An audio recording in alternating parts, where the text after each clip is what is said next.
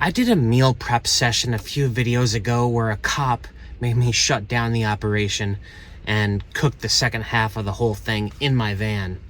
While I was doing that, I was using this liquid hickory smoke stuff that I got in Florida. Well, I've liked this stuff. I've used it a few times. Went to use it this other night. The lid wasn't on tight enough, and half the bottle, more than half the bottle, came out into my chicken that I was stir frying.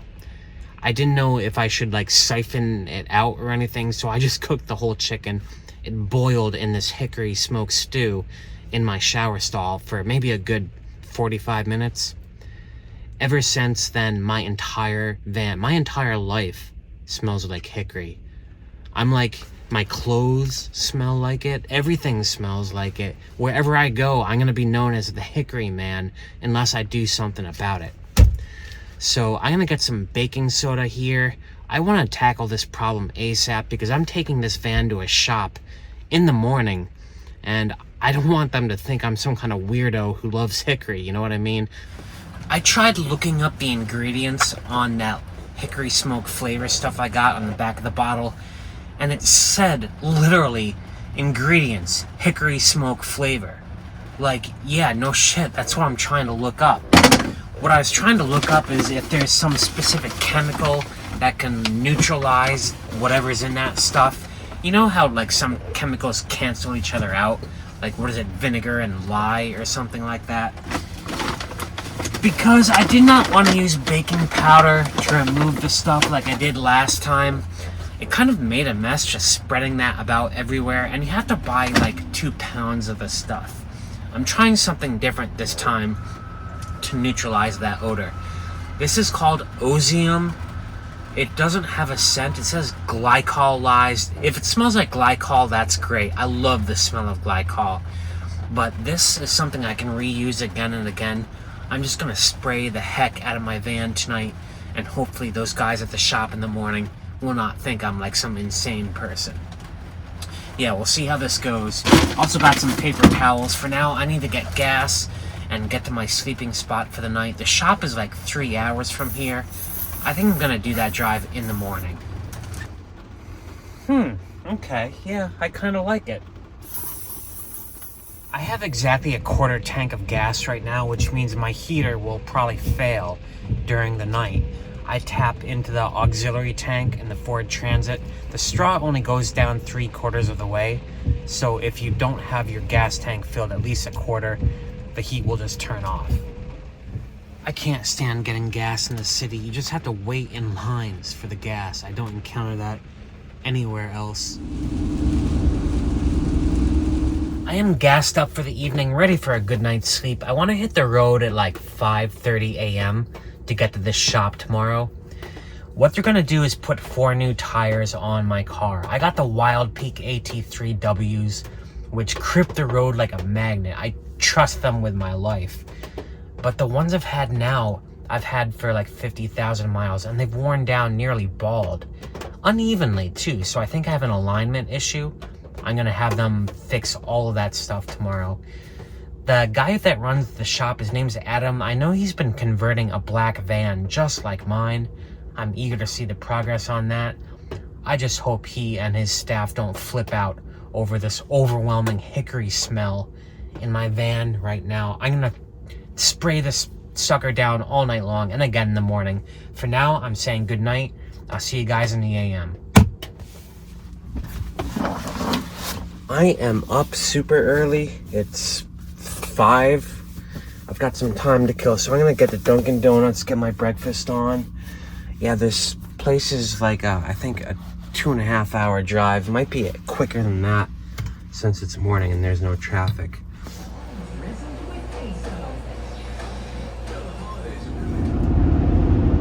I got back into my car after Dunkin' Donuts, and I could still smell that hickory.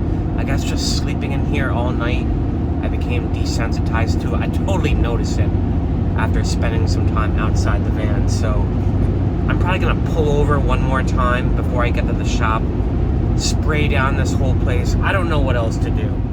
So I am at Ludlow Plaza on my last stop before getting to the shop.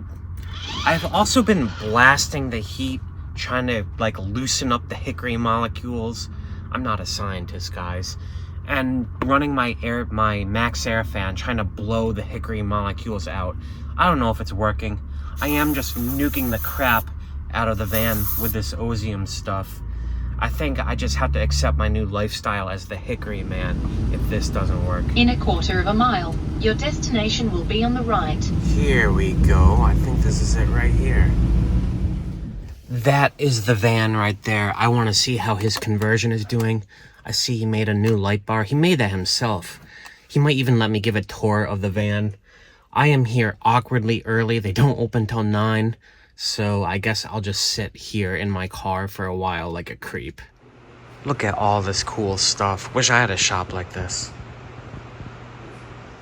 So he's pulling my car around, but check this out. They have their own little YouTube studio right here and a cool gift shop. These weren't here last time I was here. There's some cool stuff in here. This switch panel, if I could kind of rig up my lights to something like beefier, cooler looking than what I have, this might be worth investing in. Look at this light bar, totally welded to the body. They made that here. Don't need a roof rack or anything. I wonder if I should have done something like this with my amber lights. Kind of put it in front of the grill like this. Would have been less destructive than what I did. Look at these tires. Look at that thick tread. That's like more than a ½ inch deep. Yeah, I trust these on the winter roads with my life. These guys are awesome. They aligned my wheels and tires, put these new tires on just in time for winter. My old ones were like near bald. I thought about doing an interview with him about the shop for this video. I'll save like an entire video about this place, Built for the East. They're like the premier outfitting shop here in New England. And also he said that he could not smell the hickory smoke that I spilled in here. So I think the last 48 hours of nuking it may have actually worked. But it may have done like brain damage to me because I can still taste the stuff. I still have quite a bit of daylight left today. They did this job a lot quicker than I thought. I think I might go for a hike at the Seven Sisters here up the street. I've never seen this before. This guy's cutting a tree down. It's falling right over the road. The Seven Sisters is also known as the Mount Holyoke Range. It's a hike nearby that shop. I have a purpose today, aside from just stretching my legs. I want to test out an awesome new toy. This is a USB-powered heated vest by a company called Kemimoto. I have very low, body fat. I get cold very easily, and New England winters here are brutal, so I am testing out some new toys. This supposedly comes with a little battery pack that I have charging in the USB right now. Fits in here and can stay warm for I don't know how long. I'm gonna test this thing out today, see how hot it gets, see if it's an alternative for just piling on more layers. I'm kind of excited about this because I hate being cold. Unfortunately, I've already ran into a problem with this heated jacket. The instructions show a cord coming out of the right pocket that you plug that battery pack into. I have checked this pocket. I've turned it inside out. There is no cord in there in either pocket for me to connect the battery to. I'm not sure what is going on. I actually just emailed the company asking them for further instructions. But right now, I can't figure out how to use this jacket. I'm going to have to hike without it. I'm kind of disappointed I couldn't figure out how to charge that heated vest. I'm hoping that company gets back to me, tells me how to do it. Maybe I got a defective product. They actually sent me that jacket, asking me to do a review of it. I mean, it could be a game changer. A heated vest is something I've always wanted, but I have to figure out how to get it working first. So I'll wait for them to respond. That'll have to be a video for another day. I don't think I'm gonna hike up to the mountaintop. It is like late November and really cold outside. We actually just got our first snow in Western Mass a few minutes ago. I think I'm gonna go towards the Connecticut River, hike around on a little scenic trail down there for a little bit. We still have some daylight left. In 400 feet, your destination will be on the right. You can't get a residential loan to an LLC. This is the Norwottic Rail Trail that goes over the Connecticut River right here in Northampton. You can actually cross and walk to the other side. Not sure where that goes. This is really pretty though. With all the leaves bare, it's so open right now. You can see the Seven Sisters Range that I almost walked today over on my right-hand side. Northampton is like peak Massachusetts in my opinion. It's a nice cross of natural beauty, historic trails, old mills, and snobbery. I'd live here if I could. I don't think it's a very pro-van life community, and I really don't want to buy a house. But this area that I'm on right now is just so pretty. It's called the Norwottic Rail Trail. I can actually hear a train coming. It runs adjacent to the actual tracks. I'm gonna try to get up on an overpass before this train comes.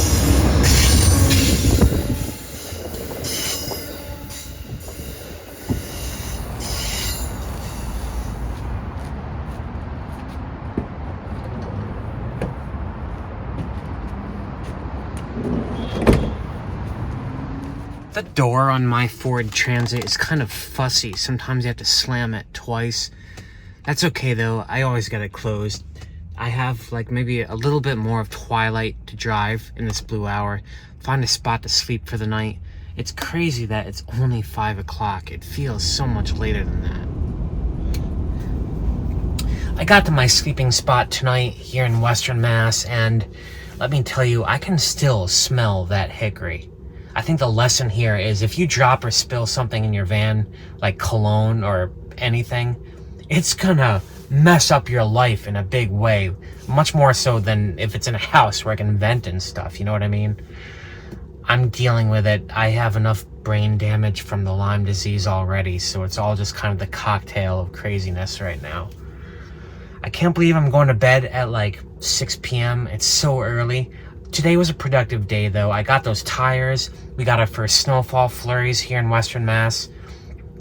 And that's my cue to start preparing for the winter. This will be my 3rd winter in New England living in a vehicle, and I get better with every iteration. I think my next video will actually be about my experience, how to survive winter in a van. For now, thanks for watching whatever this was. Always appreciate your feedback, your likes. Peace out.